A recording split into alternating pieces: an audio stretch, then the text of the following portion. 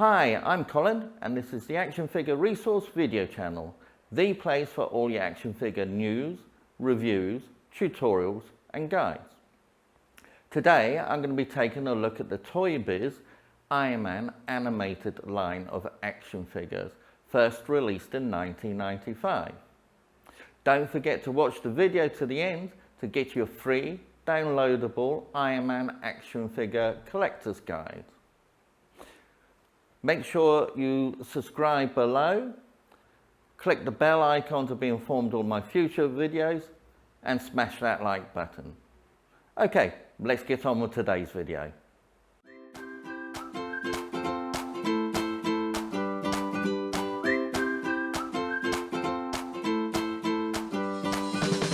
actionfigureresource.com.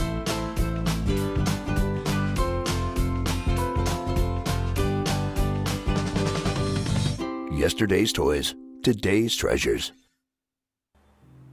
Iron Man has always been a popular Marvel character, but since the release of the first Robert Downy Jr. movie, he seems to have skyrocketed in popularity and superstardom.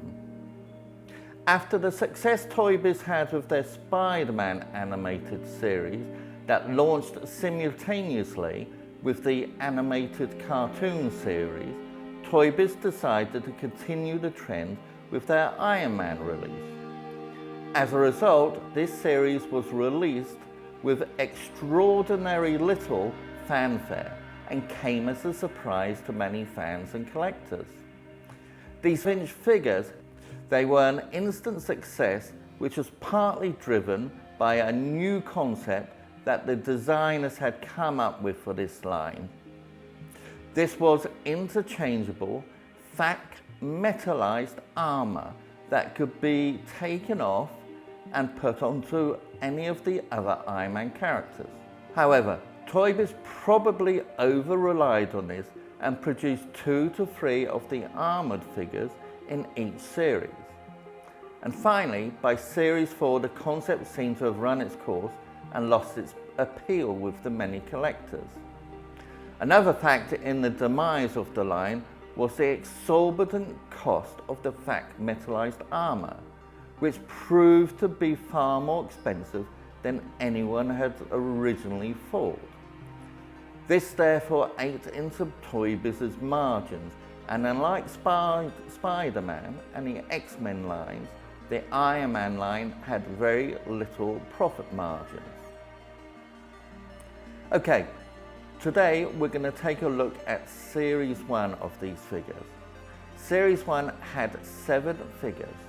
Hydro Armor Iron Man with deep sea weapons, War Machine with shoulder mount cannons, Iron Man with plasma cannon missile launcher, Mandarin with light up power rings, Backlash with Nanchak with whip cracking action, Spider-Woman with Psionic web hurling action, and Grey Gargoyle with stone hurling action. The first figure we're going to look at in Series 1 today is the Iron Man figure. In the early series of the comic book and TV series, Iron Man was thought to be an employee of Stark Enterprises and was employed as Tony Stark's personal bodyguard. This figure was modelled after the armour that was worn by Iron Man in the animated TV series, rather than his classic armour. His body had a yellow and red colour scheme, like that of the earlier Mego figure, as well as his interchangeable red armour. He also had a plasma cannon and a missile launcher. He had articulation on his shoulders, elbows, hips, knees and head. Mint on the card, this figure sells for between $20 to $55, and loose he averages between $5 to $10. The second figure we're looking at is the Hydro Armor Iron Man with deep sea weapons. Although Tony Stark's original armour can function underwater, it was far from waterproof and was very inefficient. So Stark designed this special deep sea hydro armour. The figure itself was mainly a yellow body sculpt with some red paintwork and gold armour. The armour on this figure was a bit fiddly and difficult to put on, and even when you managed to clip it on, they would often fall back off. His helmet was also very difficult to get on and was not very accurate to the cartoon series. As for accessories, it came with 2 harpoon spears and his harpoon gun. He was articulated on the hips, knees, arms and elbows, as well as a swivel head. Mint on the card, this figure sells for between $10 to $25, and loose he sells for $5 to $10. The next figure we're looking at is War Machine. War Machine was a very cool metallic silver and grey figure. War Machine, aka Jim Rhodes, was not only a close and valued friend of Stark's, but also the chosen successor to Stark Enterprises and Iron Man, as well as previously holding the roles of pilot and business partner to Tony Stark. This was the first War Machine figure that had ever been released, and he proved to be hugely popular with fans and collectors. He came equipped with 2 rather formidable heavy-duty rotable shoulder cannons. He had articulation on his head, arms, elbows, legs and knees. His colour scheme is not as colourful as most of the Iron Man figures in this line, but the grey and black look on this figure was perfect. Mint on the card, this figure sells between $12 and $20. Loose, he's between $5 to $12. Next is Mandarin. Mandarin was one of Iron Man's oldest and deadliest enemies, a former Chinese government figure who gains knowledge far in advance of Earth's own from the power rings he finds in a crashed alien spaceship. Now he is hell-bent on forcing the world into his vision of a new feudal world order. Unfortunately, the articulation on this figure was sacrificed in favour of his action feature. Mandarin had translucent plastic green hands, which lit up with an eerie green glow when a button on his back was pressed. As a result, the wires that went through his back and up his arms meant that there was no articulation in his arms. He also came with a helmet and cape, but these were very poorly made, and the cape did not fit on his back very well. He had articulation on the arms, legs, knees and head, but because of the action feature, there was no articulation in his elbows. Mint on the card, he sells for between $8 to $15, and loose, $3 to $10. The next figure we're looking at is Whiplash, or Backlash, with whip-cracking action. Whiplash, aka Mark Skeletto, first encountered Iron Man when he was working as an enforcer for the criminal Magi. Whiplash got his name from his specially designed whips that he used to shatter Iron Man's armour. Iron Man then had to redesign his armour to protect himself from Whiplash and his whips. But Whiplash also redesigned and upgraded his whips and changed his identity to Backlash. The head sculpts that were used for Backlash were also used for the Toy Fair, Guardian and Captain Britain figures. Backlash would crack his whips when a lever on his back was pushed.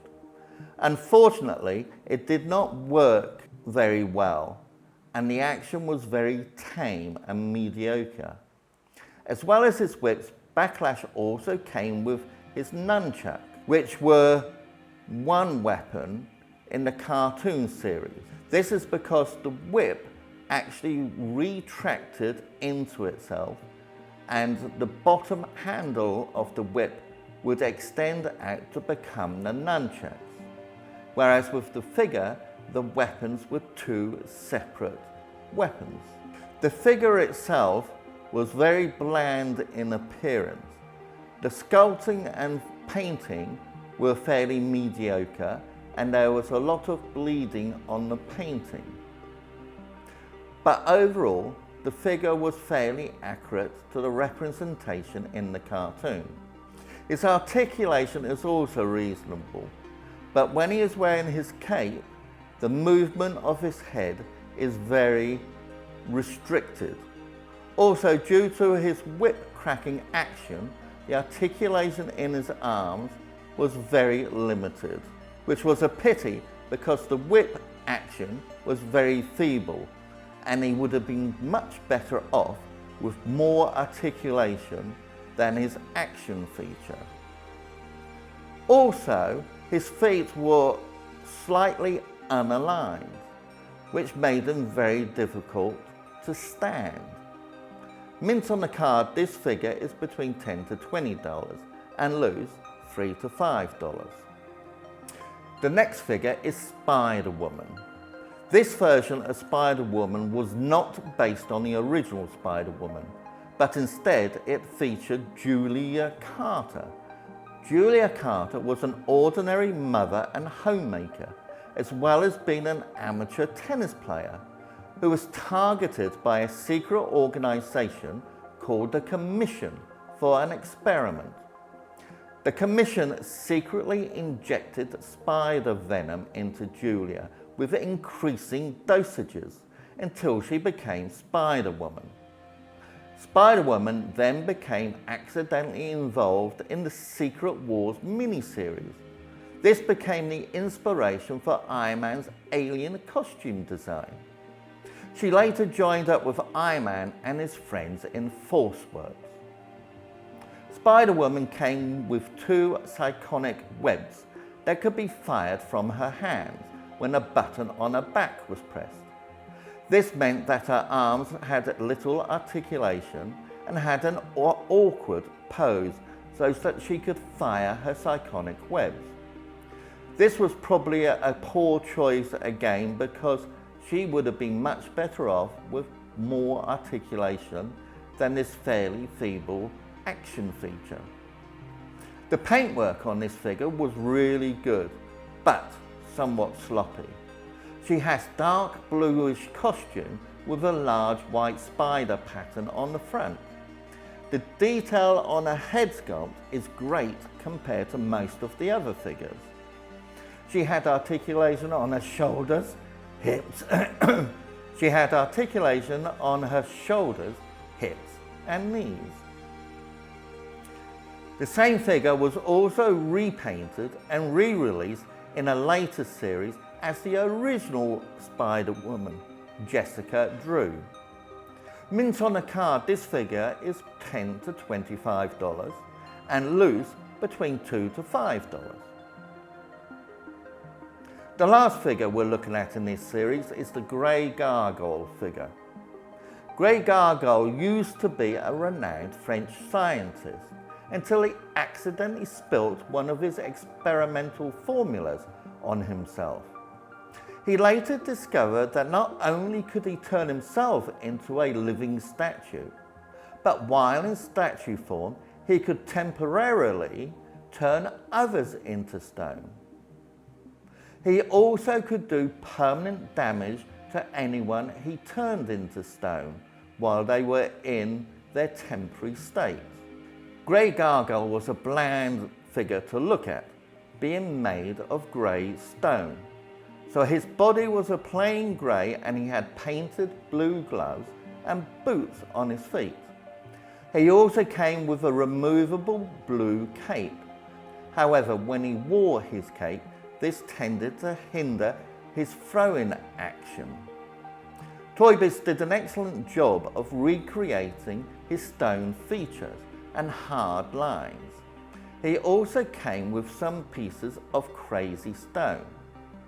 These could be put into his right hand, which when pulled back and released would throw the piece of stone.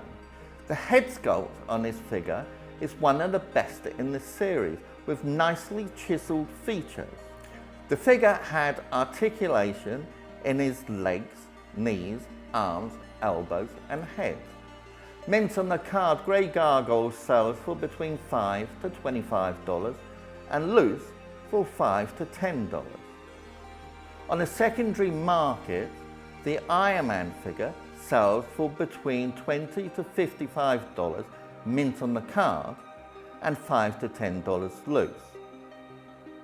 Hydro Armor Iron Man, mint on the card, sells for between $10 to $25 and loose $5 to $10. War Machine, mint on the card, is $12 to $20 and loose $5 to $12. Mandarin, mint on the card, between $8 to $15 and loose $3 to $10. Backlash, aka Whiplash, is $10 to $20 mint on the card and $3 to $5 loose. Spider-Woman, mint on the card, is $10 to $25 and loose she sells for $2 to $5. Then lastly, Grey Gargoyle. Grey Gargoyle mint on the card is $5 to $25 and loose $5 to $10. Please note that these prices are for information only and are not a solicitation or offer to buy the figures at these prices. Don't forget to download your free Iron Man Collector's Guide, subscribe below, click the bell icon to be informed of all my future videos, and smash that like button. Okay, take care, and until next time, bye for now. actionfigureresource.com.